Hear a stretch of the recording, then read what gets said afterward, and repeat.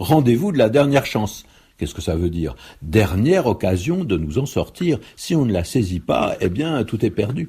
Et c'est une expression intéressante, légèrement ambiguë d'ailleurs, du fait qu'elle fait appel tout à la fois à la volonté et à la détermination, d'un côté, et puis de l'autre, au hasard. Parce que la chance a partie liée avec le hasard. Qu'est-ce que c'est? En fait, c'est ce qui tombe de façon heureuse et donc s'oppose à son opposé, la malchance. Alors, ça tombe d'où? Ça, on n'en sait trop rien. Ça tombe peut-être du ciel, c'est le destin, c'est un imaginaire un petit peu flou, mais cette idée de chute, elle est vraiment présente dans l'origine même du mot.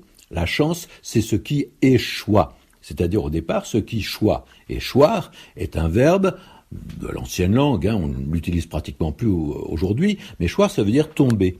Alors ce hasard se combine en même temps avec l'idée d'un à-propos, d'une initiative immédiate et appropriée, celle qu'il faut.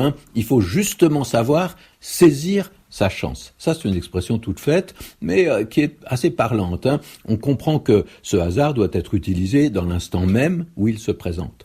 Et puis l'expression très courante « j'ai eu de la chance », elle a un côté toujours un petit peu équivoque, parce que quand on dit « la chance m'a souri », mais il est fréquent qu'on dise ça en personnalisant cette situation comme si la chance était une divinité à visage humain. Quand on dit « la chance m'a souri », ça veut dire en même temps que j'ai su l'attraper au vol.